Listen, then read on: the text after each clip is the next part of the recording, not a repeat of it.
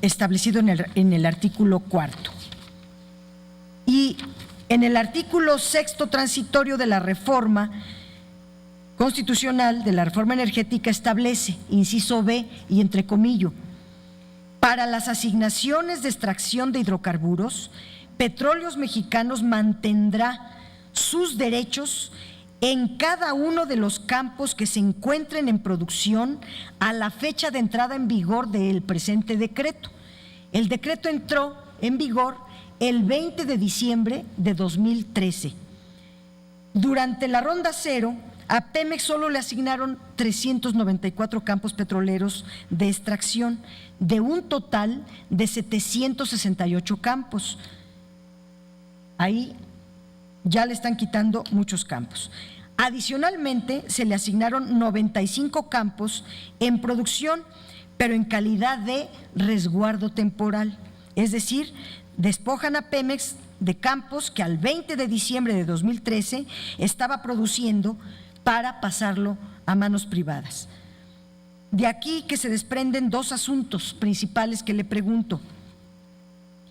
En primero, la figura de resguardo temporal no está contemplada ni en la Constitución ni en la reforma secundaria. Ninguna ley secundaria considera esta figura. Y segundo, durante la segunda convocatoria de la ronda 1 se licitaron 5 áreas de extracción y se adjudicaron 3 a privados. En la tercera convocatoria se licitarán áreas donde Pemex está produciendo hidrocarburos, todo lo cual contraviene la Constitución.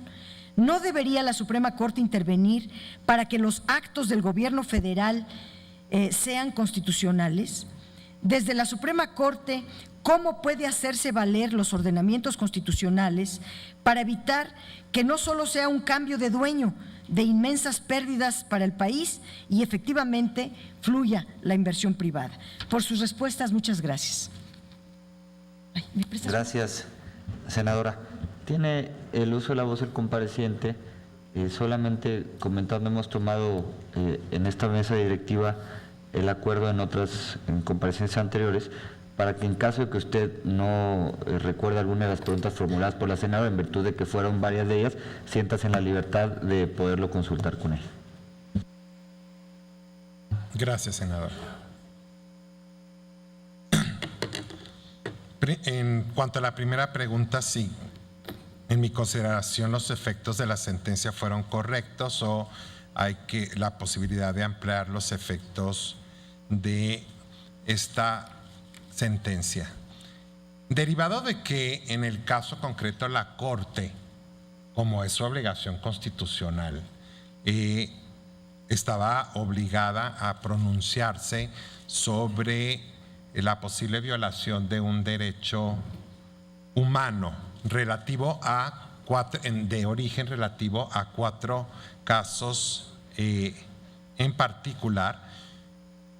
Yo creo que los efectos de la sentencia en ese punto me parecen correctos. Se pronuncia sobre la violación a un derecho humano, en el caso fue sobre el desarrollo integral de la persona. Si los efectos fueron correctos, desde luego que la sentencia nos deja varias dudas. La sentencia nos deja varias dudas, primero, desde la procedencia, por ejemplo, de la semilla. Segundo, sobre la cantidad de plantas que se tendrán que autorizar por la COFEPRIS una vez que se solicite el permiso, y sobre todo, y usted lo dijo muy bien, senadora, porque eso me preocupa mucho, la sentencia no altera el régimen penal, o lo modifica o lo adapta, pero es que la sentencia de la Suprema Corte desde luego no lo podía hacer. La Suprema Corte de Justicia de la Nación no puede legislar. En ese sentido, yo creo que lo positivo de esta sentencia, senadora, es primero que deja en claro que el problema sobre la legalización o no en ese caso de la cannabis, es un problema integral. Es un problema integral que no es responsabilidad única de la Suprema Corte de Justicia. La Suprema Corte de Justicia defiende derechos humanos, así sea de una persona, de una colectividad, de una minoría o de la mayoría. Pero lógicamente no le toca legislar. Por eso, estos efectos no es que sea una sentencia deficiente, es que lógicamente, senadora, si me permite, no es a golpe de amparos o de sentencias cómo se va a definir si tenemos en México que legalizar o no, en este caso, la marihuana. Por eso, insisto, es un problema integral. Hay que resolver la parte penal, hay que resolver la parte de la política pública. La Suprema Corte, pues lógicamente tendrá que seguir recibiendo cuando tenga una demanda de amparo, no puede negarla bajo el supuesto de que es política pública y que no la puede atender. Desde luego que es política pública, la Suprema Corte no fija políticas públicas, pero sí tiene que atender en cuanto hay una denuncia o una demanda de un ciudadano para proteger sus derechos. El interés superior de la niñez. Me dice usted, llegará ministro, voy a privilegiar o a proteger efectivamente los derechos de las niñas y de los niños, precisamente bajo el principio de interés superior, o a privilegiar otro tipo de intereses. Senadora, créame, se lo digo con toda franqueza, claro que los derechos de las niñas y de los niños son totalmente prioritarios a cualquier otro interés privado que pueda haber. No conozco en lo particular los nuevos horarios y no dudo lo que usted me dice, pero pues de ser así, sí me parecería que si se abre la programación desde las 4 para programas adolescentes, creo, y de llegar esto a la Suprema Corte, pues tendría que revisarse. Y tan estoy comprometido con estos derechos, senadora, que ahora que la Comisión de Justicia nos pidió a los miembros integrantes de la terna que aportáramos alguna sentencia que hubiésemos emitido durante el desarrollo de la carrera jurisdiccional o de la función jurisdiccional, yo escogí una en la que me tocó ser ponente, que me pareció particularmente complicada, pero particularmente interesante, porque tuve la oportunidad de aplicar precisamente un tratado internacional, Convención Interamericana, y referirme precisamente al interés superior de la niñez. Era un caso de negligencia médica. Le recuerdo que el tribunal no solo ve asuntos fiscales, es el contencioso administrativo hoy en día y próximamente solo tribunal administrativo, porque es un tribunal de competencia amplia. Por lo tanto, desde luego no es un asunto fiscal, es un asunto de responsabilidad patrimonial. Responsabilidad patrimonial del Estado por negligencia médica, una menor que tuvo un accidente de coche, que quedó seriamente lesionada y todo procesos médicos distintos durante varios meses. Después se colocó una placa y finalmente tuvo una deformación en una de sus piernas. La reclamación conforme a la responsabilidad patrimonial del Estado consistía en la indemnización por daño psicológico, por daño físico y el lucro cesante también. Y los dictámenes, senadora, teníamos un dictamen. El dictamen de la parte actora, la niña fue representada por su madre, el dictamen del hospital público y el del tercero.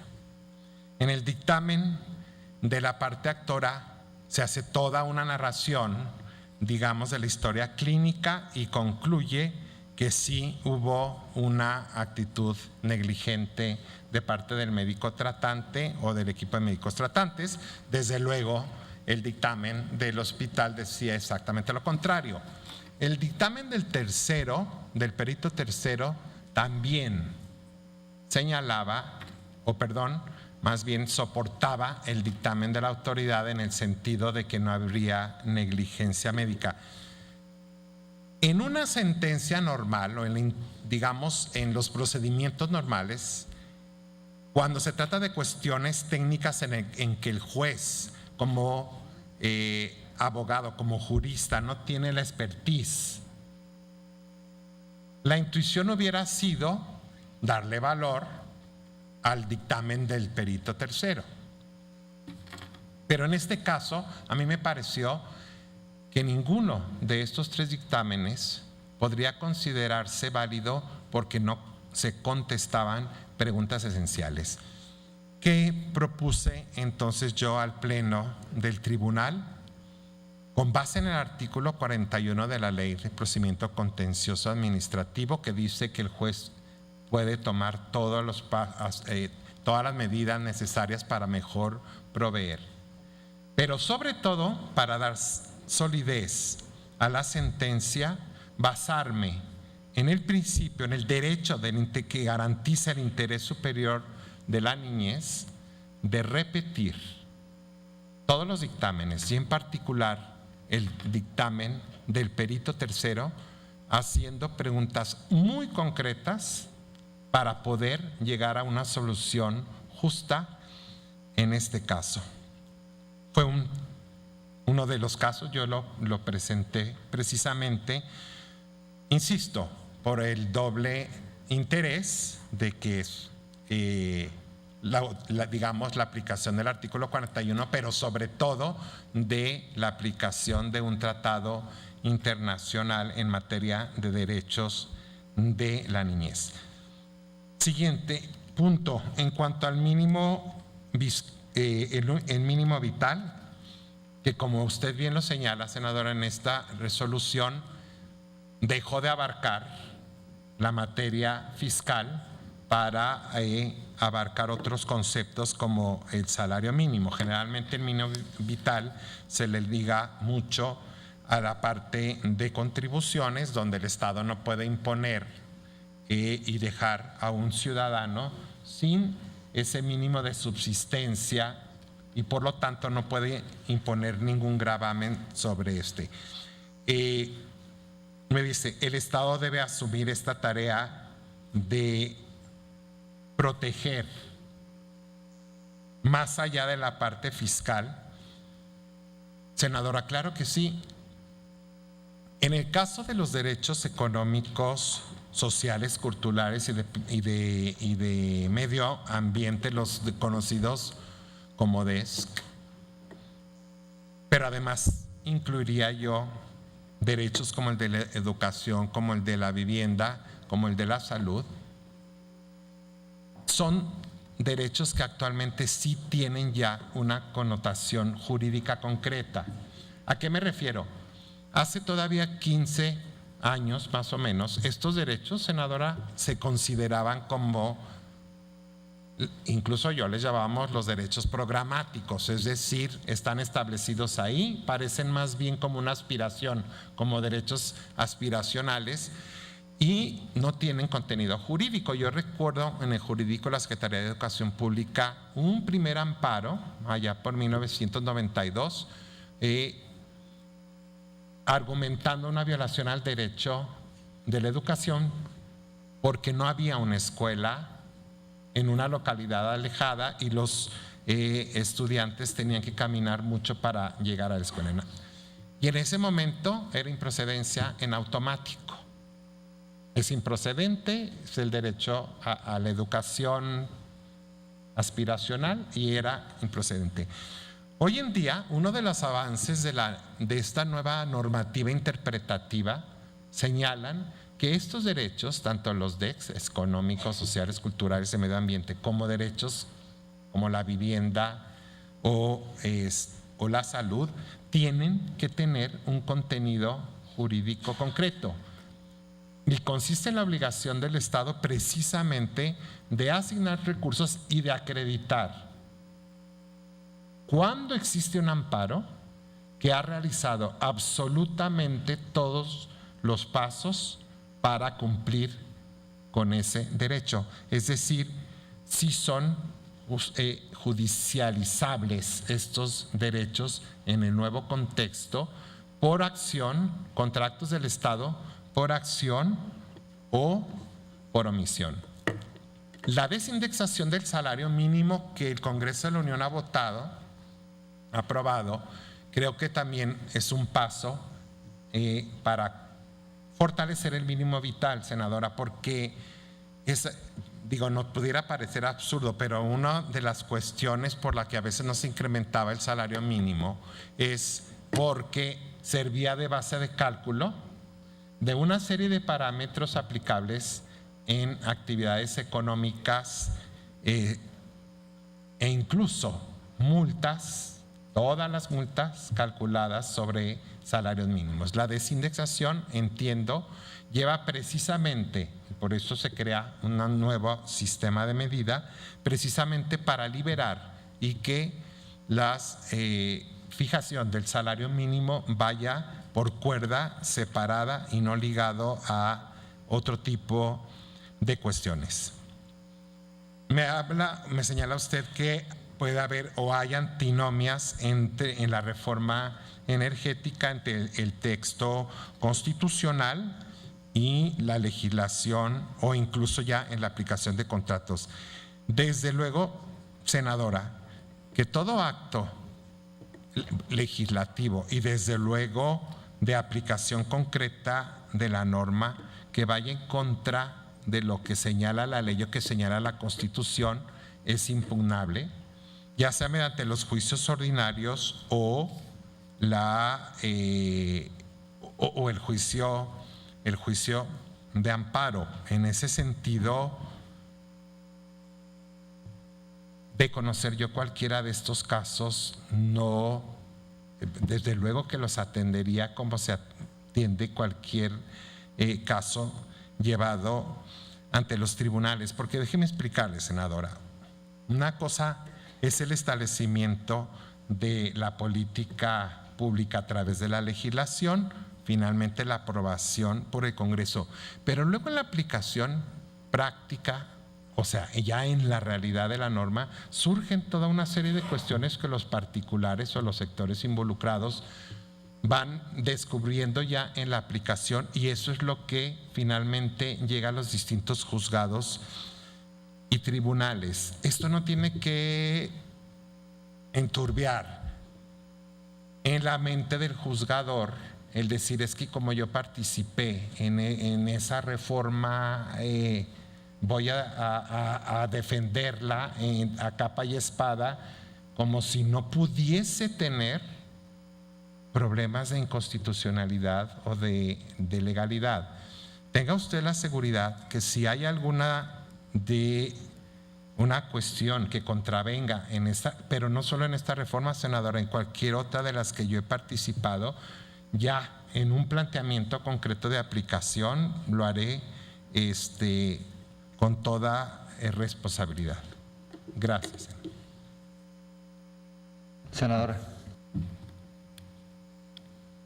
Bueno, coincido con usted plenamente en que el tema, la sentencia que emitió la Suprema Corte en relación a los 4 amparos del uso lúdico de la marihuana, pues se enmarcan en esta reforma constitucional sobre derechos humanos que realmente fue un cambio de paradigma en la forma de ver el derecho, y ahora pues se tiene que partir del respeto pleno a los derechos humanos. Por otra parte, en el tema de la niñez, del interés superior de la niñez, saludo estas figuras que usted ha participado y ha impulsado y ha respetado, ha hecho respetar el derecho superior de la niñez, y está usted comentando que pues es judicializable, es necesario de llegar a la Corte, pues hacer una revisión en su conjunto. Si la Secretaría de Gobernación, como es obvio, no acepta, no quiere dialogar, no ha aceptado ni conversar, no quiere sentarse a platicar, a revisar los lineamientos, se ha cerrado completamente, porque traerán sus intereses, sus compromisos allá con las televisoras. El problema aquí es que estos lineamientos desde las 4 de la tarde permiten mensajes de alcohol, tabaco, violencia, todo lo cual, de acuerdo a la ciencia, tiene un daño irreparable en la niñez y principalmente en la niñez pobre, que no tiene acceso a otros contenidos más que a los de la tele. Entonces podríamos organizar una consulta popular, yo consultaría para que llegue a la Corte y de estar ahí usted, pues haríamos valer este principio del interés superior del menor, porque esto obliga a todas las instituciones del Estado mexicano y la Secretaría de Gobernación está incumpliendo este máximo ordenamiento constitucional. Esperamos entonces que la Corte revise esta situación y obligue a las autoridades a proteger y a salvaguardar los intereses superiores de la niñez. En relación a lo del salario mínimo, yo más bien le preguntaría, el aumento del salario mínimo es una urgencia, es una necesidad imperante, es un acto incluso de elemental justicia hacia millones de mexicanos y corresponde a la Suprema Corte garantizar que los preceptos de la Constitución se respeten o que la Suprema Corte emite una sentencia y si no se acata no pasa nada. Es inconstitucional el salario mínimo.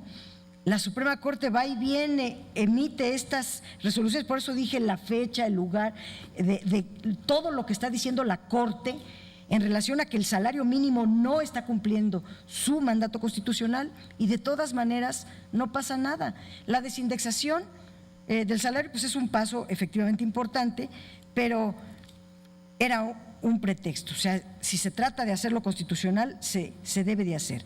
Pero lo que yo le pregunto es, bueno, si ustedes emitieran, ustedes estar en la Suprema Corte, emite una sentencia, si el gobierno no la aplica, no la ejecuta, igual no pasa nada, no trasciende.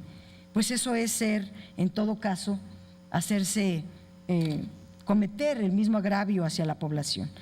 Y pasando por último a los temas energéticos, pues yo le diría que en efecto coincido con usted que los contratos son impugnables, que se pueden hacer juicios de amparo, que en efecto estamos hablando con un despacho muy importante para que se revisen estos contratos que se están entregando, porque hay una contradicción. El cuarto transitorio de la reforma constitucional que usted redactó, entre otros, establece que los contratos deben arrojar el máximo ingreso para el Estado, pero luego la Ley de Ingresos sobre Hidrocarburos mete un término que se llama utilidad operativa, que no lo establece la Constitución, pero sí la ley secundaria, para que esta utilidad operativa sea el mínimo para el Estado. Entonces, la Ley de Ingresos sobre Hidrocarburos contraviene el cuarto transitorio constitucional. Y en el tema del sexto transitorio de la reforma, pues la Constitución establece que Petróleos Mexicanos mantendrá sus derechos, lo repito, en cada uno de los campos que se encuentren en producción a la fecha de entrada en vigor del decreto. Y el gobierno federal no está respetando esta norma constitucional, asignó estos campos en producción y está licitando a los privados, está quitándole a Pemex los campos que estaba produciendo antes del 20 de diciembre de 2013. Esto es completamente anticonstitucional y entonces debería de corresponder a Pemex todos estos campos petroleros y el gobierno se está inventando, la Comisión Nacional de Hidrocarburos y la Secretaría de Energía están inventando figuras como esto de prestarle a Pemex para luego quitárselo. Eso no está en la ley y el gobierno no puede hacer nada que no esté escrito en la ley. Debe de apegarse estrictamente a la Constitución y la ley, pero estos van por encima de la Constitución, por encima de la ley, inventan actos que no están normados. Y bueno, a mí me parece sumamente delicado. Estos contratos son impugnables, adolecen de inconstitucionalidad, no tienen certeza jurídica, además de que la inmensa pérdida de la renta petrolera que ello implica. Es por ello que urge la intervención de la Corte en este asunto y de la ciudadanía para evitar más despojos a la nación de lo que ya de por sí contempla la reforma energética. Los funcionarios del ramo, insisto, están evidentemente sobrepasando la Constitución y la Corte pues debe de ejercer sus facultades. Ojalá pueda decir usted, de llegar a la Corte, qué haría en esto, porque aquí yo veo un conflicto de interés. Usted redactó las normas, aquí no se le quiso cambiar ni una coma y ahora le tocará a la Corte pues decidir si es legal o ilegal. Gracias. Gracias, senadora. Por favor.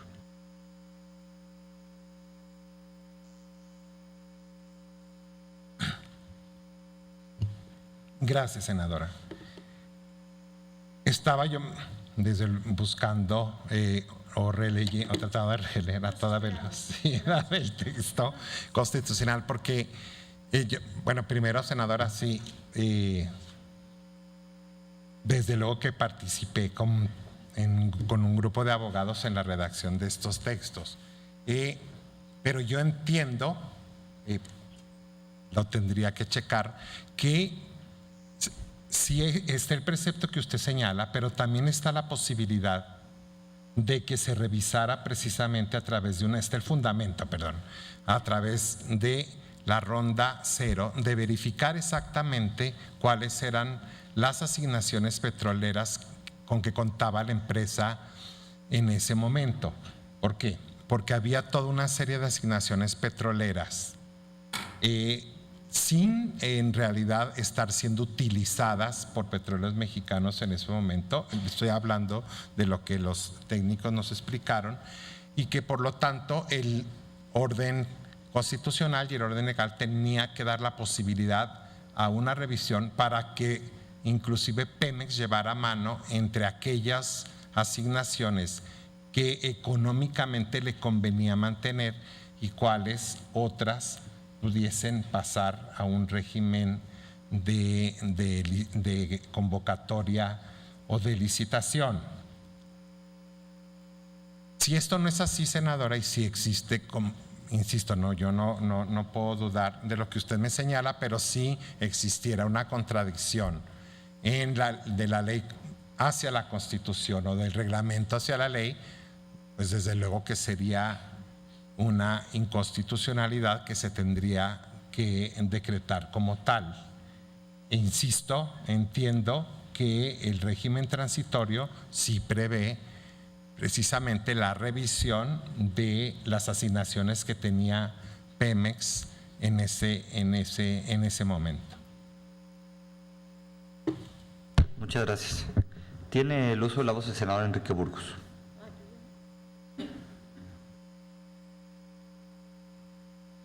Muchas gracias, señor presidente. Gracias a la senadora Pilar Ortega por permitirme el ajuste en el turno. Muchas gracias, señor presidente. Bienvenido, doctor Lainez, al Senado de la República. Estaba viendo de nueva cuenta su ficha curricular y me parece que, por un lado, tiene una consistencia académica muy relevante: licenciatura, maestría, doctorado en Derecho Público en la Universidad de París y una trayectoria en el ámbito también académico, pero también en la práctica, en el área administrativa y dentro de ella en el espacio fiscal. Quisiera su opinión, doctor, su punto de vista en relación al siguiente ejemplo. El artículo 31, fracción cuarta, dispone la obligación de los mexicanos para contribuir de manera proporcional y equitativa para los gastos públicos de la Federación, del Distrito Federal, del Estado y municipio en que residan. El propósito es el gasto público, es decir, son contribuciones. El Código Fiscal, por su parte, establece en su artículo 2 un referente. Las contribuciones se dividen en impuestos, en aportaciones para la seguridad social, contraprestaciones, etcétera.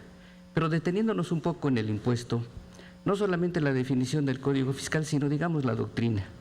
Gastón Yes en Francia, Bayer en Alemania, Bielsa en Argentina, en México don Ernesto Flores Zavala.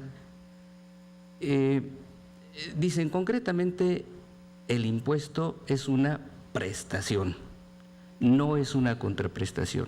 O sea, te lo fija la ley porque es general y es obligatoria, pero va a un fondo. Tú no esperes una contraprestación de eso. Yo te lo aporto porque me lo señala la ley. A diferencia de la contribución en donde la figura es contraprestación, ahí sí espero algo a cambio de eso. Si va a un fondo general, porque es una prestación, tiene esta un fin que le señala la Constitución, para cubrir el gasto público. Ese es el fin fiscal del impuesto.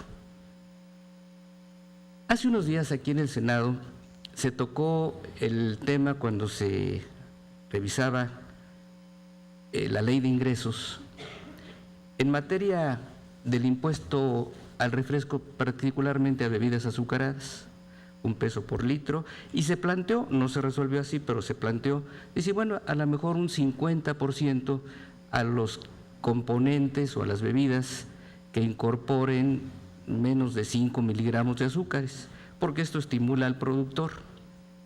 Bueno, ¿y para qué todo esto? Bueno, pues para proteger la salud de los mexicanos, para evitar que incurran en enfermedades. Si el propósito de la Constitución dice para cubrir los gastos públicos y es el fin fiscal, y en este caso se dijo que no era un impuesto con un propósito recaudatorio. No queremos para recaudar, de hecho no pinta tanto en el presupuesto o en el ingreso. Entonces hay un fin extrafiscal. Pregunta, ¿ese impuesto con fin extrafiscal es constitucional o no? 1. 2. En la distribución del impuesto que va a un fondo general, por llamarlo de alguna manera, entre la Federación y los estados hay convenios, fondos participables, fondos distribuibles, etcétera. Algunas voces que he escuchado a lo largo de muchos años dicen, tal o cual entidad federativa te aporta el 10% del Producto Interno Bruto de la nación y le devuelve solamente el 3%, el 4% de tus ingresos generales. En cambio, tal otra entidad te aporta apenas el 0.3 del Producto Interno Bruto y le estás regresando el 2 o el 3. ¿Cuál es el papel que debe jugar en este ámbito el gobierno federal a partir del principio de una justicia fiscal distributiva? Y tercero y último, doctor, yo lo sé, estoy convencido, pero quiero oírlo aquí. O sea, no es que tenga la duda, pero quiero oírlo, que usted finalmente, de ocupar, si el Senado así lo decide, de ocupar el cargo de ministro, anteponiendo el comentario de que las oportunidades que le da uno la vida son para cumplir con la función que se le asigna y con las competencias que la Constitución o la ley les da. Si es un agente del Ministerio Público, pues su función es señalar una violación a la ley y acreditarla. Si es un defensor, pues su papel es defender. Y si es un juez, pues es verificar que efectivamente se haya ajustado el procedimiento a la ley. Yo creo que cada quien hace el papel que le corresponde desenvolver, pero si llega usted a ministro, si así lo recibe el Senado, quiero que nos diga usted, lo creo, pero debe decirlo aquí, que usted no tiene compromiso ni con partidos ni con grupos de interés. Es todo, doctor, muchas gracias. Gracias, señor presidente. A usted, senador. Tiene el uso de la palabra para respuesta.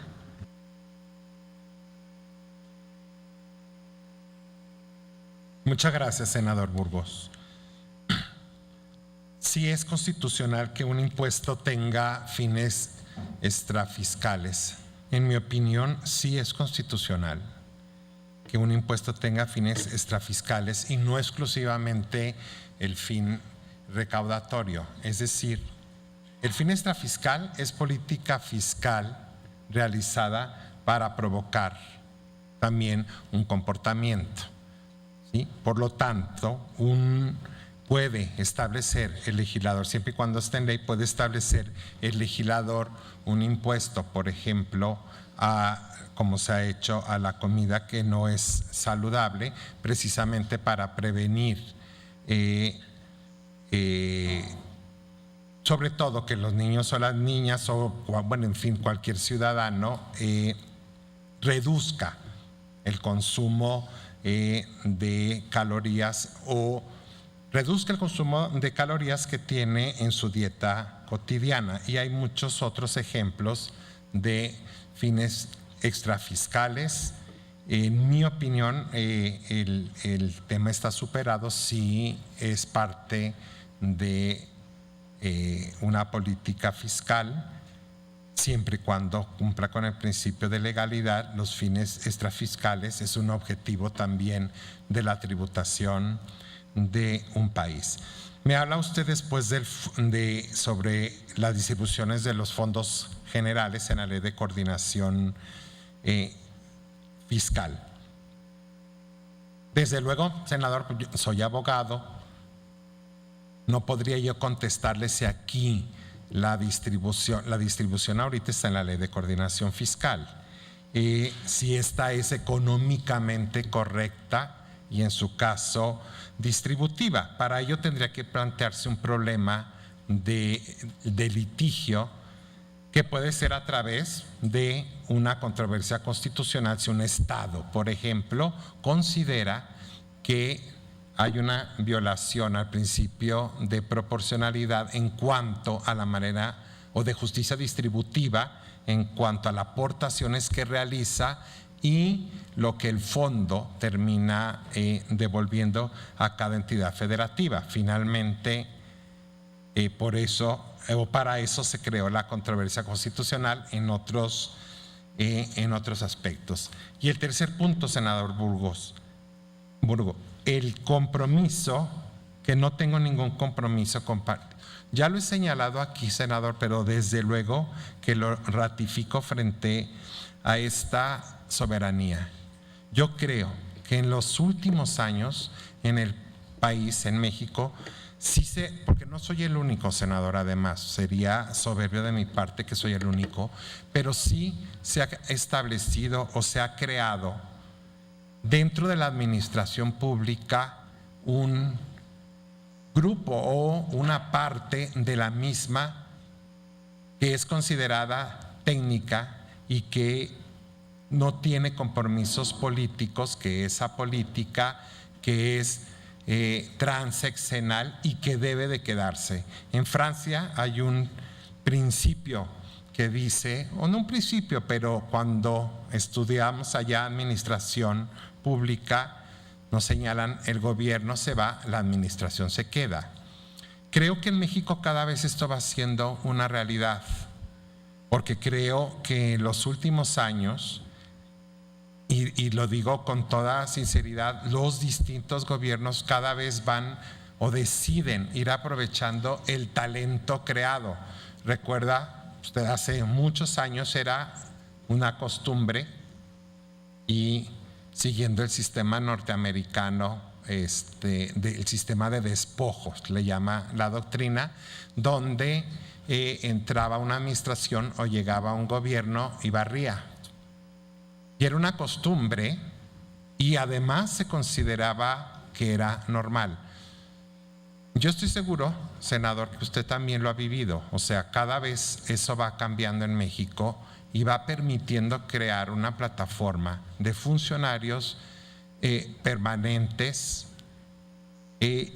al servicio del Estado, independientemente de sus convicciones políticas. Todos ejercemos nuestro derecho político cuando hay elecciones, pero esas preferencias políticas no se deben de traducir ni en una conducta ni en un compromiso al interior del servicio público.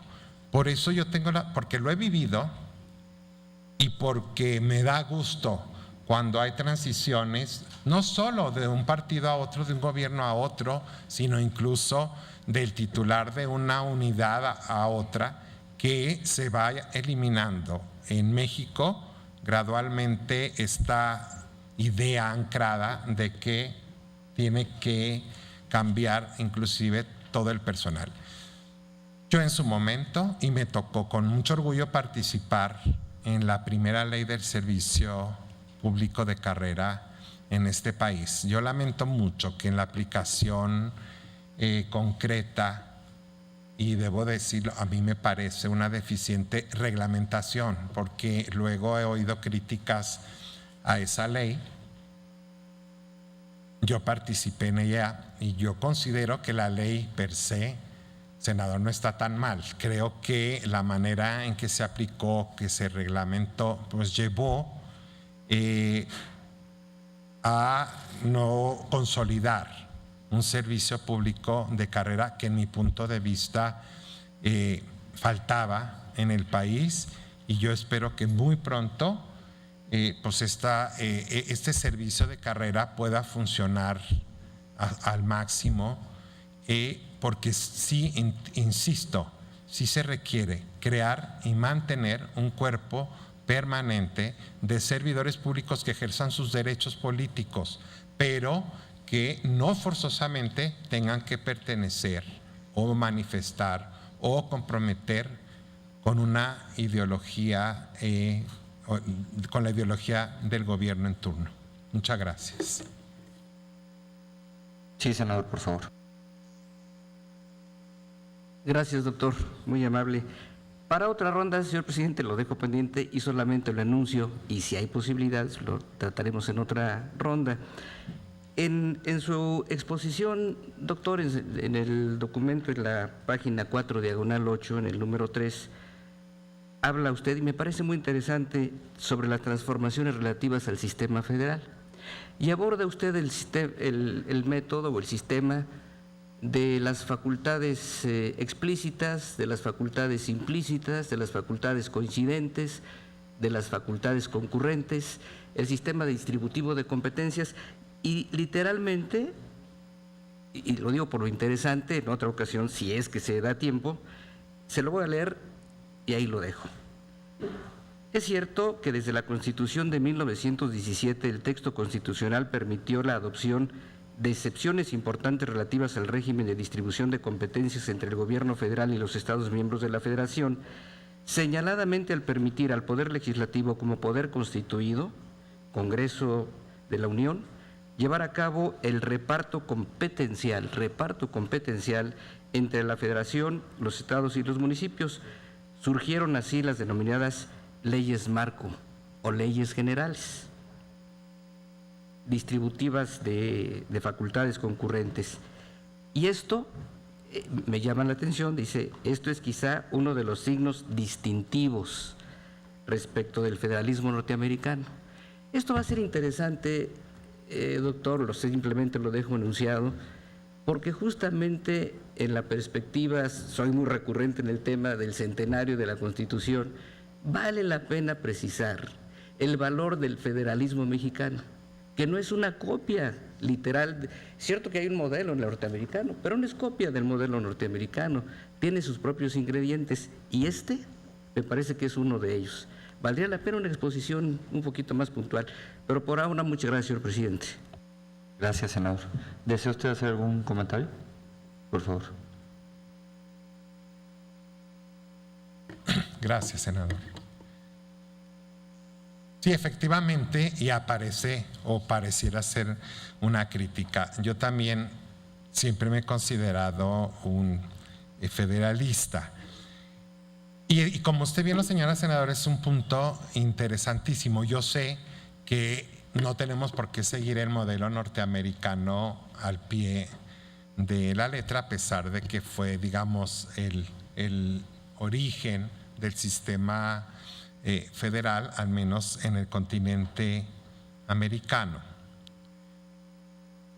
Es cierto, y considera usted conmigo, que las leyes generales constituyen una delegación del constituyente, y si me permite, yo sí considero que es una excepción constitucional al régimen federal, es decir, al artículo 124, que es el fundamento de nuestro régimen constitucional, conforme al cual todas las facultades que no estén expresamente en la Constitución se entienden reservadas a las entidades federativas. Efectivamente, el que el constituyente haya delegado en el Congreso ordinario la facultad de emitir una norma marco, que lo que va a hacer es precisamente proceder a distribuir las competencias, es decir, no lo hace más la Constitución, lo hace una ley ordinaria. Por eso es una excepción al régimen federal. Como usted bien lo señala, yo digo, quizás esa es una de las características que nos distinguen del federalismo norteamericano, porque allá, entiendo, no hay leyes generales o marco. Pero lo que yo señalo es que, mire, senador, es hasta 1994, cuando yo llego por primera vez a la Consejería Jurídica, había 4 leyes generales: educación, salud, asentamientos humanos y equilibrio ecológico. Era 4. Después, cuando la reforma no solo al al Poder Judicial, esa reforma también abarcó una reforma amplia en materia de seguridad pública. Y entonces se establece en la Constitución la obligación de las entidades federativas, municipios y federación de coordinarse en materia de seguridad pública. Y entonces tenemos la primera ley de coordinación. En mi punto de vista, correcto, porque en materia de seguridad pública no hay materia distribuible, no hay una materia distribuible. No, lo que yo llamo a reflexión, senador, es que hoy en día tenemos 12 concurrentes y 5 que yo llamaría de armonización o de coordinación. Es decir, si hoy en día toma uno el texto del artículo 73, donde están las facultades del Congreso, va a encontrar ya no esas 4 facultades denominadas distributivas y concurrentes, sino toda una serie de nuevas materias que autorizan al Congreso ordinario a emitir una ley o verdaderamente concurrente o de obligación de armonización, como la de contabilidad general, próximamente la ley general del sistema anticorrupción. Ahí va a haber una nueva materia, entiendo no es distributiva, pero sí va a haber una parte de armonización. Entonces, yo no quiero parecerle ortodoxo, yo entiendo que nuestro federalismo no tiene que ser como el federalismo norteamericano, entiendo que hay una evolución. Lo que sí llamo yo la atención es que muchas veces, ante la proliferación de este tipo de normatividad, se puede crear inseguridad jurídica tanto para las entidades federativas, pero incluso para el ciudadano y los sectores productivos del país, porque luego no está claro, senador, exactamente qué corresponde a cada uno de los niveles de gobierno. Si usted toma alguna de estas leyes generales concurrentes, a veces se mezclan con coordinación, en la distribución de facultades que en la Ley General de Salud, por ejemplo, de Educación, usted tiene suficientemente claras, ¿sí? Corresponde al Ejecutivo Federal a través de la SEP, la regulación de la educación básica y normal, la aprobación de los planes y programas de la educación básica y normal. El fin es armonizar en todo el país. La elaboración de los libros de texto. Y luego pasa usted a los estados y le dice: Estado, la prestación del servicio público educativo en el nivel de educación básica. Hay claridad.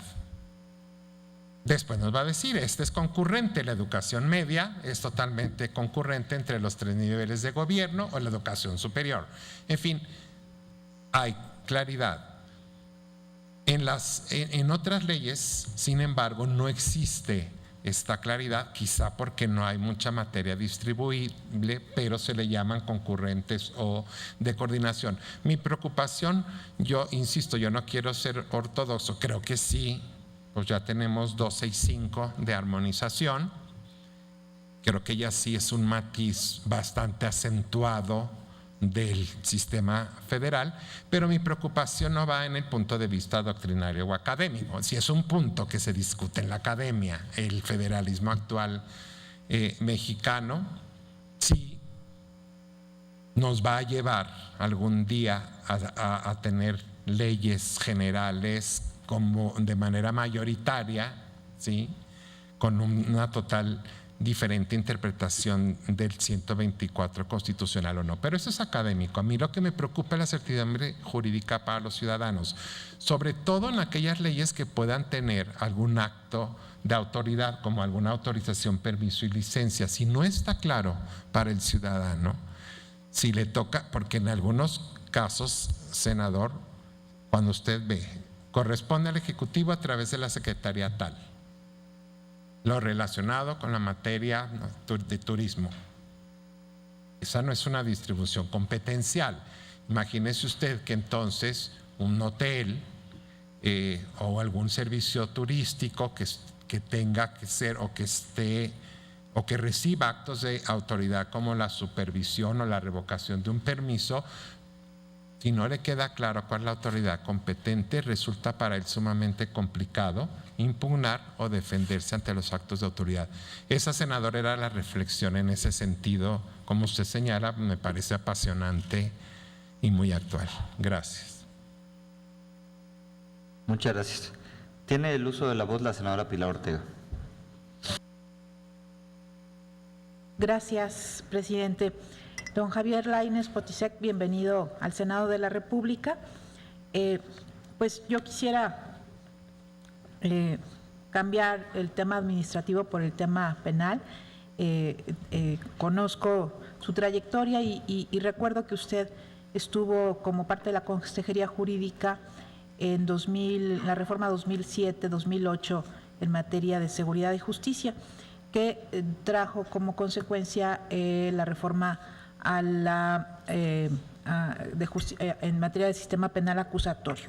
Entonces, en ese sentido, me gustaría preguntarle, allá ya prácticamente el próximo año se cumplen estos 8 años que se establecieron en el transitorio de la reforma constitucional y estamos a escasos 200 días de que finalmente este sistema quede, pues, de alguna manera plenamente establecido en los 3 órdenes de gobierno en todo el territorio nacional. Y en ese sentido, quisiera preguntarle cuáles serían los retos de la Suprema Corte de la Justicia de la Nación justamente en este momento en donde este sistema, pues, por lo menos en teoría y de acuerdo con lo que dispone la Constitución, tendría que ya ser vigente en todo el territorio. Y en este mismo sentido, quisiera preguntarle, relativo justamente a este tema, cómo a través de la jurisprudencia y de los criterios emitidos en jurisprudencia por parte de la Suprema Corte de Justicia de la Nación, se pueden generar criterios que establezcan de alguna manera una interpretación adecuada a los principios del propio sistema. Y esto lo digo por los diversos cambios que en los códigos procesales de los estados, pues de alguna manera desnaturalizan el sistema y confunden instituciones entre el sistema mixto inquisitorio con el nuevo sistema de justicia penal. Entonces, me gustaría preguntarle su opinión. Otra pregunta distinta que tiene que ver también con federalismo es la opinión que tiene acerca de figuras jurídicas de amparo local que existen ya en algunas entidades federativas a la luz del federalismo judicial y en este sentido, cómo desde la Suprema Corte de Justicia se puede garantizar que exista un verdadero federalismo judicial y cómo la Suprema Corte de Justicia puede influir en la independencia de los poderes locales con relación a los gobernadores. ¿Es posible que la Suprema Corte de Justicia de la Nación pudiese tener un papel o una influencia para que esta independencia judicial local sea una realidad? Y finalmente le pregunto, en relación a su ensayo, hay un asunto que me parece muy interesante, en donde usted señala, y lo cito textual, la Suprema Corte Mexicana ha avanzado fuertemente para convertirse en un verdadero tribunal constitucional, aunque todavía se desempeña de manera preponderante un papel de tribunal de casación. Del total de asuntos que calificamos como sustantivos, 2.797, o sea, el 62%, corresponde a amparos directos en revisión. En la gran mayoría de los casos, ello se traduce en que nuestro máximo tribunal se convierta en una tercera instancia de resolución de juicios que bien podrían quedar en manos de tribunales colegiados. Si bien es cierto que el texto constitucional otorga a la Suprema Corte la competencia para conocer este tipo de impugnaciones, también lo es que la corresponde igualmente discernir aquellos casos que sean de verdadera importancia y trascendencia en la interpretación constitucional.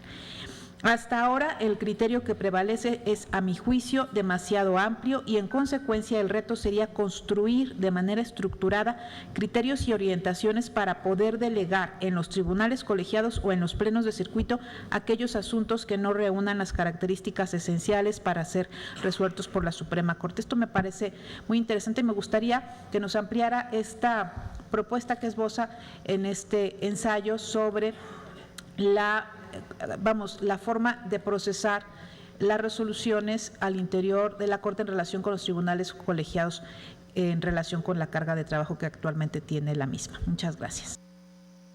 Gracias, senadora. Tiene el uso de la voz el compareciente. Muchas gracias, senadora. Buenos días.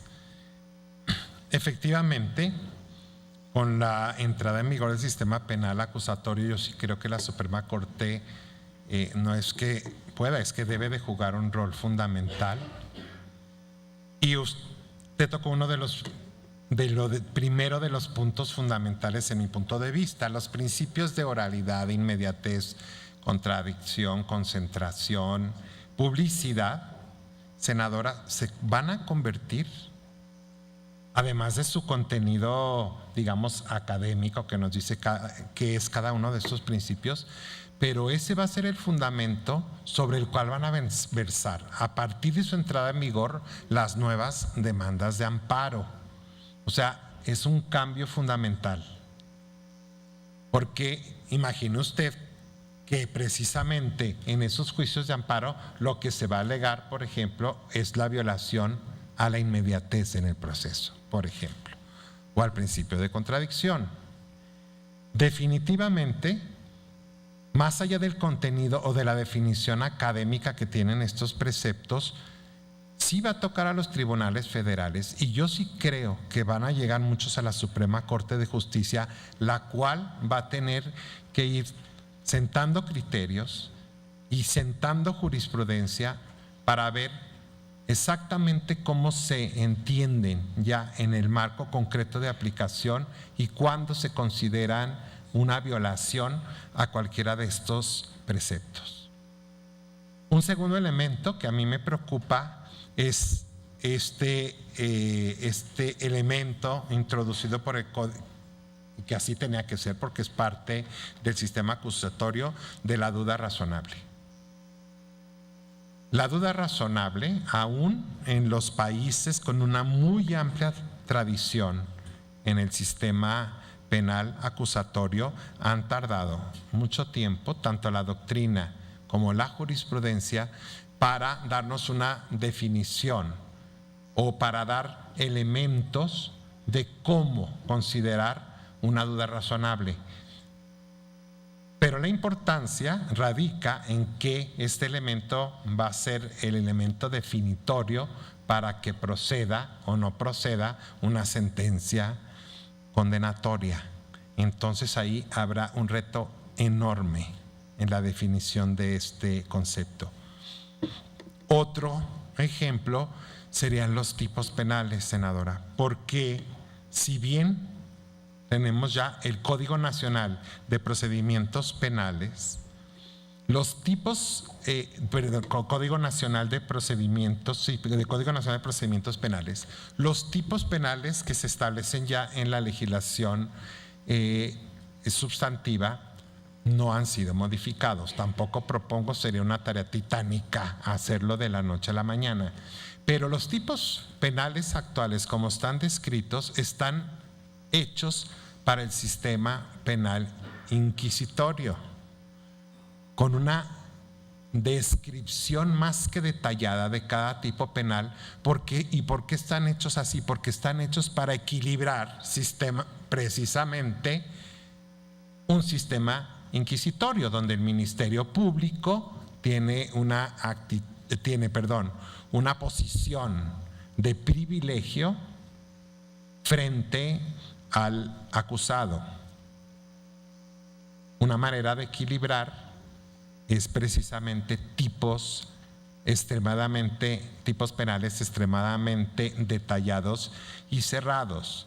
Aquí gradualmente va a tener que haber una revisión de esos tipos penales para hacerlos congruentes con un sistema adversarial en donde este tipo de descripciones no son adecuadas. Me señala usted que pudiera, este punto del amparo directo en revisión, efectivamente, me llamó a mí mucho la atención cuando vi las estadísticas de la Suprema Corte de Justicia, que es 62% son juicios de amparo, revisión en amparo directo. Hay que recordar, senadora, que el amparo directo es un amparo en casación. ¿A qué me refiero?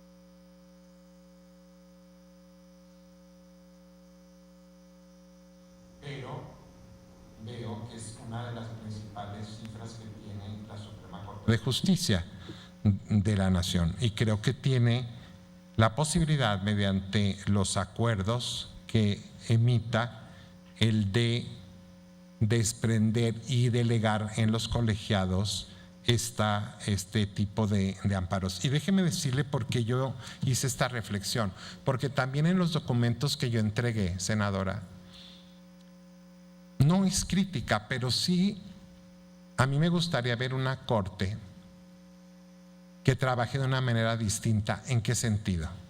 Generalmente en los tribunales constitucionales, senador, se recibe un caso en específico que los ministros discuten, se asigna el proyecto, se trata en la medida posible de lograr un consenso, aunque desde luego cada ministro vota como quiere y hay votos totalmente disidentes o contrarios. Pero lo que yo quiero decir es que se trata de que la sentencia tenga un camino, un consenso, una orientación o fije un criterio. En México, ¿cómo trabajamos los órganos colegiados? Se recibe una ponencia, en mi caso, magistrado ponente; en el caso de la Corte, el ministro ponente elabora un proyecto. Y si usted ve, en la mayoría de los casos, la discusión se da sobre las virtudes, ventajas, desventajas, argumentos a favor y en contra del proyecto, en lugar de abordar el punto de derecho, digamos, efectivamente planteado. A mí me gustaría que los tribunales en los que trabajamos de manera colegiada trabajáramos de una manera distinta. Es decir, no concentrarnos en argumentar a contraargumentar un proyecto, sino en argumentar, contraargumentar sobre una solución de derecho. Por eso, senadora, y usted lo ha visto cuando analizamos las sentencias de la Suprema Corte, a veces tenemos, por ejemplo, votaciones de 10-1, pero luego tenemos 9 votos concurrentes. Es decir, que 9 de 10 ministros que votaron a favor de la sentencia tienen argumentaciones y consideraciones muy distintas. Inclusive, en el momento de hacer el engrose, resulta sumamente complicado rearmar lo que en inicio partió de un proyecto de sentencia. Eso es lo que a mí me gustaría. Es cierto que cuando analizo las estadísticas de la Suprema Corte de Justicia, también me parece un tanto ingenuo y soberbio de ser el caso, llegando a tratar de modificar ipso facto la forma de trabajar. Cuando veo las estadísticas, veo que esto no es totalmente factible. Por eso analicé las estadísticas, dije cuánto tiene la Suprema Corte, qué asuntos ve. Porque si no hay una redefinición en este concepto y la Suprema Corte de Justicia está sobrecargada, lógicamente no hay manera de invertir o de cambiar o de modificar el método de trabajo. O, por ejemplo, consideran ustedes, a mí me gustaría mucho que fuera la regla y no la excepción las audiencias públicas. Yo participé en 2 y se me hace un experimento democrático y de pluralidad excedente, porque las partes ahí en público van exponiendo sus argumentos. Imagínese, senadora, que esto fuera la regla y no la excepción. Ahora, lógicamente, es iluso hacer un planteamiento así si tenemos una sobrecarga de trabajos y una segunda sala, por ejemplo, que en una sesión tiene listados 120 asuntos. Por eso hice ese tipo de análisis, reconociendo al mismo tiempo, porque es muy fácil hacer sugerencias y hacer propuestas cuando no se ha medido exactamente dónde está el problema o qué es lo que habría que revisar y atender. Me llama mucho la atención esta cifra, es la que estoy poniendo en mis escritos y me gustaría saber por qué esta cifra de amparos directos en revisión es el número 1 en los asuntos de la Corte. Insisto, el amparo directo en revisión se llama en la doctrina amparo en casación. Solo revisa legalidad en cuanto al procedimiento. Entonces no entiendo por qué son la mayoría de asuntos de la Suprema Corte en lugar de juicios de atracción que únicamente trae 300. O sea, tampoco podemos decir que la Corte está trayendo muchas cosas porque solo trae 300 asuntos en atracción. Muchas gracias, senador. Gracias. Senadora. ¿No? De no ser así, pasaríamos ahora a la ronda de preguntas de la sociedad civil.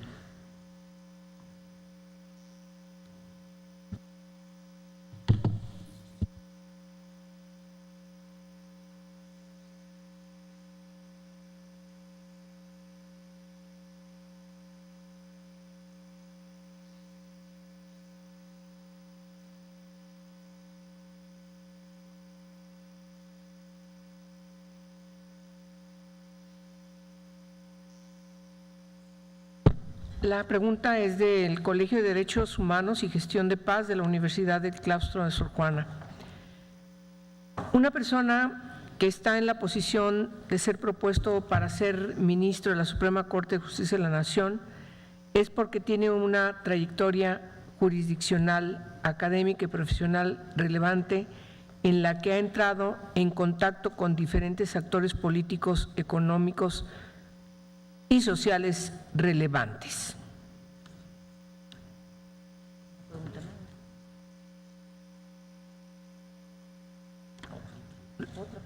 Lo que pasa es como que se queda a la mitad la pregunta porque no pregunta. Sacamos otra. Vamos a sacar otra, ¿no? Por favor. No dice nada.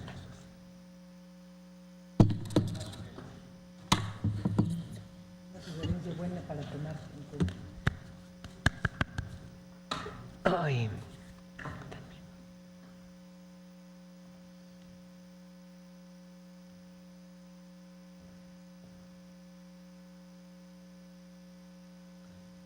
Esta es de borde político, perdón, borde jurídico, participación ciudadana y la Secretaría y la Suprema Corte de Justicia de la Nación. En caso de ser designado como ministro de la Suprema Corte de Justicia de la Nación, es probable que en algún momento sea presidente de esta y por lo tanto el Consejo de la Judicatura Federal. Sobre esa base, ¿cómo impulsaría la justicia abierta y los tribunales abiertos? ¿Cómo impulsar la participación ciudadana y la construcción de espacios de colaboración con diferentes sectores sociales para lograr esa justicia abierta? Estas sí son preguntas. Ahí se las paso.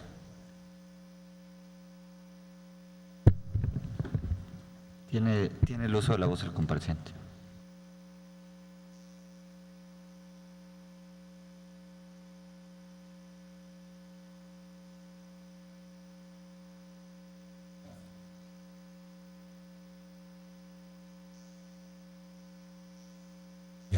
¿Cómo impulsar la justicia abierta y los tribunales abiertos?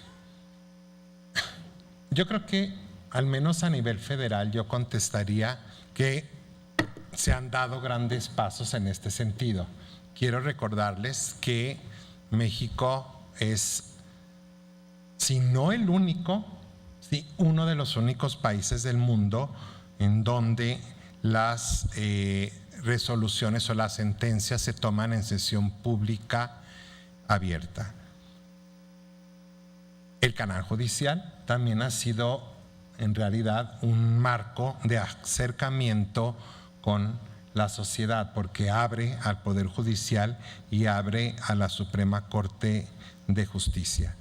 Pero fundamentalmente, para impulsar la participación ciudadana, yo quisiera referirme un poco a la última pregunta. A mí me gustaría que pensáramos en un tribunal abierto donde primero las partes, pero también la ciudadanía pudiesen presenciar una argumentación abierta jurídica sobre los planteamientos que se dan ante la Suprema Corte de Justicia. Insisto, esto ha sido visto más como un experimento, porque si ustedes ven se ha hecho en pocos casos, pero en mi punto de vista ha sido exitoso. Segundo, hay que recordar que ya todas las sentencias de los tribunales, al menos a nivel federal, por obligación de la Ley de Transparencia, tienen que ser publicados y estar en las distintas páginas de Internet. Ahora, esto no sirve de nada, senadoras, senadores, si uno lee una sentencia que no entiende. Yo creo que hay que hacer un esfuerzo para hacer sentencias claras, para hacer sentencias que puedan ser entendibles. Siempre va a haber un componente complicado porque una sentencia es una resolución jurisdiccional, es decir, siempre va a haber elementos complicados de entender, pero yo creo que sí puede haber un esfuerzo, o que los juzgadores tenemos la obligación de hacer sentencias más claras. Esto pudiera parecer superficial, es una propuesta así, pero yo creo que es la base de la evaluación de un juez. Y yo he visto y reconozco que en la Suprema Corte de Justicia nos está poniendo el ejemplo, porque al menos, o en muchos casos, en debates o en sentencias que abren el debate público, es clara en muchas de estas sentencias, lo que también facilita el debate público. Y yo creo que esto es fundamental, porque déjenme decirles que muchas veces quienes estamos o quienes ejercemos la función jurisdiccional en órganos colegiados, lo hacemos en sesiones públicas, pero luego somos evaluados por lo que dijimos en la sesión pública y no por el contenido, la congruencia de la sentencia. Y la evaluación de un tribunal, la evaluación de un tribunal o de un juez es a través del contenido y la congruencia de la sentencia. A mí me parece también, y finalmente, que una comunicación vía los medios electrónicos entre los tribunales y entre la ciudadanía es fundamental. Muchas gracias. Muchas gracias. Pasaríamos a la siguiente ronda de preguntas con el uso de la voz, la senadora Tagle.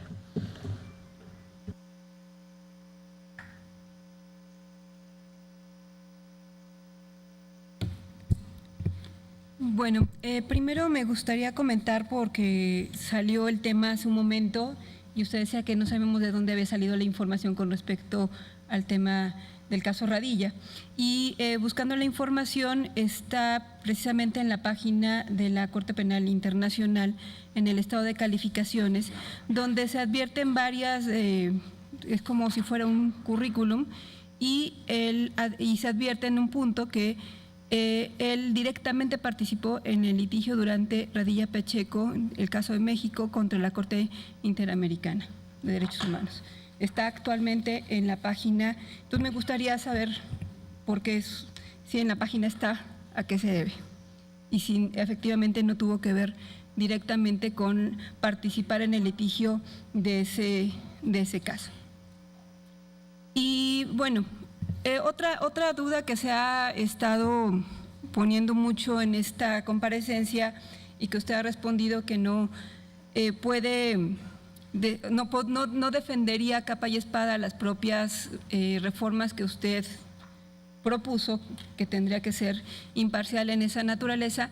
Me parece que ahí yo discrepo en ese tema, porque no se trata de defender a capa y espada, pero es obvio que si usted impulsó ciertas reformas es porque coincidía con el sentido de lo que ahí se propuso, y es obvio que defenderá la legalidad de lo que propuso en las reformas en las que usted directamente participó y litigó, de manera particular, y insisto en el tema de la ley de amparo, en el 231 de la ley de amparo, donde se pueden quedar en la parte fiscal fuera de este tema.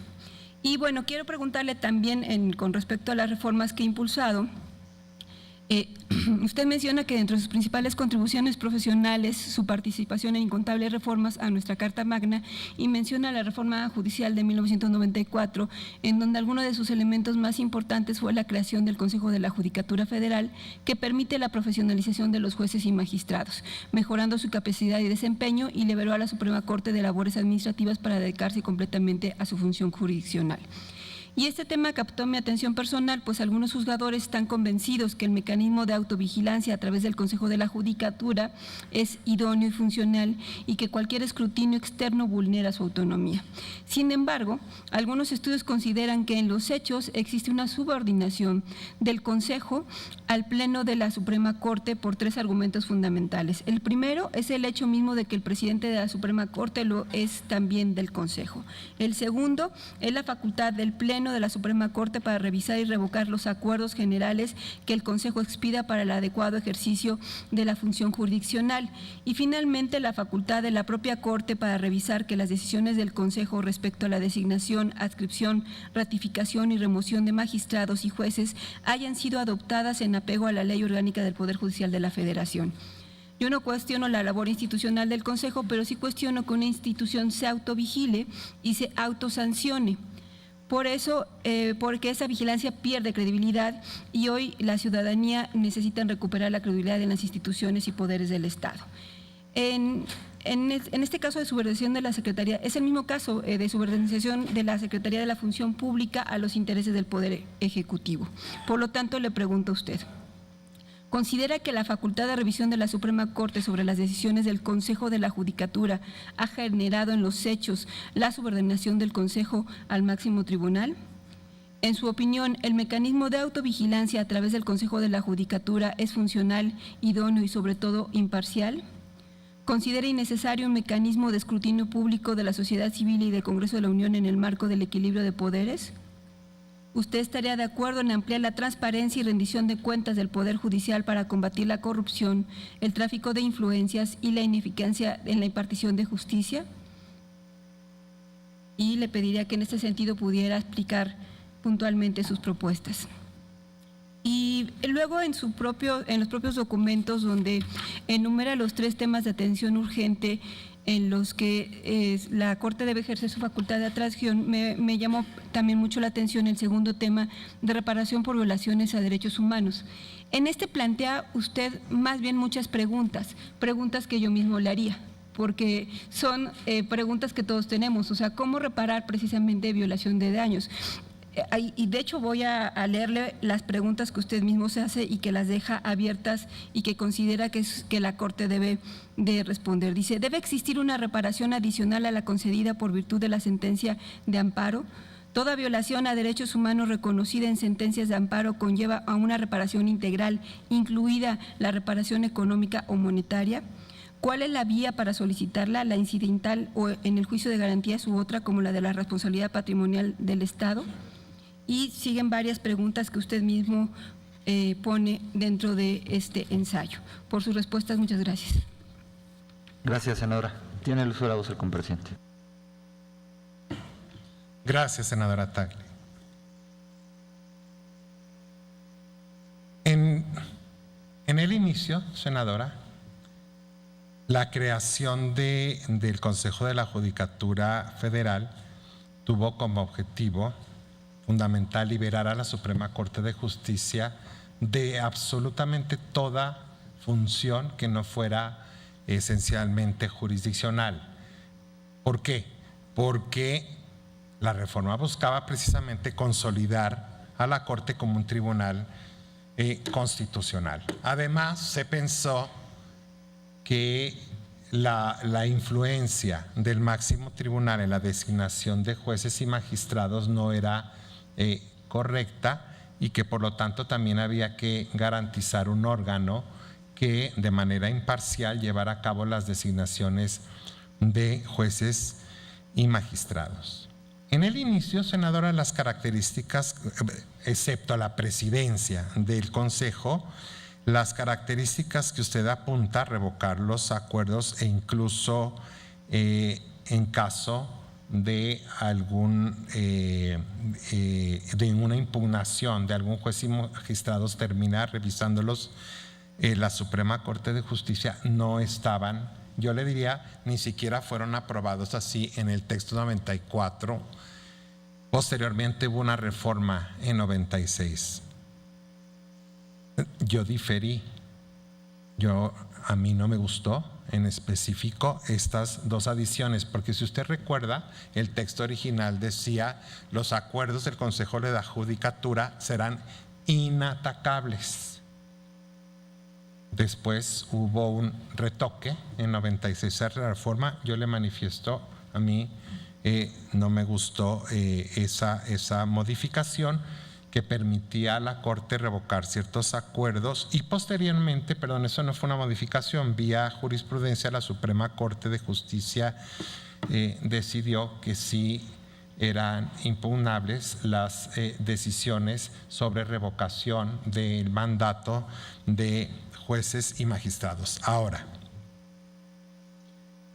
este último punto sí me preocupa, porque si bien, insisto, a mí desde el punto de vista de diseño institucional, en mi punto de vista desvirtuaba la razón de ser, en una parte la razón de ser de lo que llevó a crear el Consejo de la Judicatura. Es cierto que el señalar que son inimpugnables podría considerarse hoy como una restricción de derechos, puesto que el único recurso que tendrían los jueces y magistrados sería ante el propio Consejo de la Judicatura.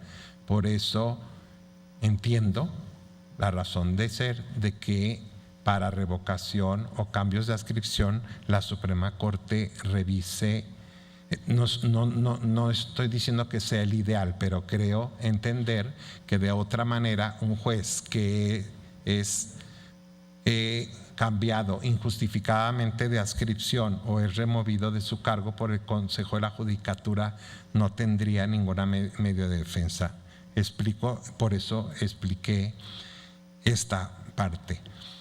Desde luego, senadora, que estoy de acuerdo con que tiene que haber un mecanismo distinto para la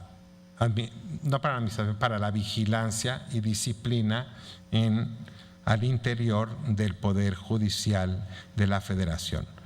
El sistema originalmente planteado obedecía o creaba un órgano que con permanencia en el cargo, por eso los consejeros tienen una duración en el cargo, son sustituidos de forma escalonada, y en su formación participan tanto el Ejecutivo como el Poder Judicial, como ustedes, como legisladores en el Congreso de la Unión. Y la idea fue precisamente crear un órgano autónomo que fuera el encargado de la administración, vigilancia y disciplina. Yo no solo no me opongo, yo apoyo cualquier iniciativa en el sentido de ampliar mediante un mecanismo de participación social el que haya un seguimiento cercano de la ciudadanía en las decisiones del Consejo o en la manera en que se evalúa a los jueces y magistrados. Como no puedo estar más de acuerdo con usted, y me parece que lo dije no recuerdo si lo dije en una de mis intervenciones precedentes, suele confundirse autonomía judicial con ausencia de rendición de cuentas o de transparencia. Y yo, senadora, lógicamente no estoy de acuerdo con con esta confusión que existe, porque una cosa es la autonomía judicial como una de las garantías judiciales, es decir, que el juez no debe de recibir presiones, que debe de ser totalmente autónomo para tomar sus decisiones, y otra cosa es que no se rindan cuentas de su actuación. Yo insistiría que para mí la mejor manera de que un juez rinda cuentas, senadora, es a través de sus sentencias. Hay que reconocer que no tenemos la cultura de analizar cómo resuelve un juez o de los criterios que emite un juez. Señalaba yo que siendo una de las cosas que México más tiene que presumir, como es la colegiación pública, que también tenemos en el tribunal, nosotros dictamos nuestras sentencias en sesión pública, están ahí las partes, puede entrar cualquiera, y si bien esto es un gran avance, me parece a mí que muchas veces nos quedamos en la evaluación de lo que el juez dice en ese momento, es decir, de su actuación pública ante cámaras en una sesión pública, cuando la evaluación del juez tiene que hacerse a través de la lectura y de la crítica a la manera como resolvió y por qué adoptó y cómo justificó tal o cual argumento. Esa es la mejor evaluación en mi punto de vista que tiene que haber, es la más efectiva para jueces y magistrados. Hoy en día todas las sentencias por ley de transparencia tienen que ser públicas, desde luego guardando o salvaguardando los datos personales, y ya están en las páginas de internet. Yo creo que sí corresponde a la sociedad organizada hacer esa labor de seguimiento y evaluación de jueces, magistrados y ministros a través de las resoluciones que emiten. En la parte administrativa, uso de recursos, por ejemplo, uso y manejo de recursos, también tiene que haber total transparencia dentro del Poder Judicial. Eso no vulnera la soberanía, la autonomía o la independencia de los juzgadores. Y por último, en cuanto a la reparación. Efectivamente, yo me planteo varias preguntas, pero me las planteo porque con el avance enorme de la Ley General de Víctimas y el fondo que se crea con el Fondo de Víctimas, que hay que recordar que el gran paso de esta ley es que no se sustituye a la reparación del daño que corresponde a los inculpados. Mucho se pensó con las reticencias para crear estos fondos de compensación, que es responsabilidad legal de quien comete el delito reparar, y es cierto. Por eso un juez sentencia, además de una pena privativa, a la exigencia de reparación del daño. Pero si esperábamos a que esto sucedía, lógicamente, en lo que la víctima logra esta reparación, pues pueden pasar muchos años, o si no tiene recursos económicos el inculpado para resarcir del daño. Por eso el Fondo de Víctimas, el que está en la Ley General de Víctimas, fue un paso enorme. Todavía hay cuestiones legislativas que hay que decidir, porque a mí no me queda claro si solo tiene que haber un fondo federal o si debería de haber fondos en las distintas, es una ley general, de las distintas entidades federativas. Yo le respondo sí, en mi opinión, sí, tiene que haber una reparación adicional y no solamente la restitución en materia de, o sea, la restitución que significa, claro, que es volver las cosas al estado en que se encontraban, sino la reparación adicional. Ya tenemos los criterios, senadora, la compensación, la no repetición, esos son criterios de reparación, además de la indemnización, en materia de derechos humanos pero ya la ley de amparo sí faculta u obliga al juez de amparo a hacer una reparación integral. En este sentido, mi punto de vista, debe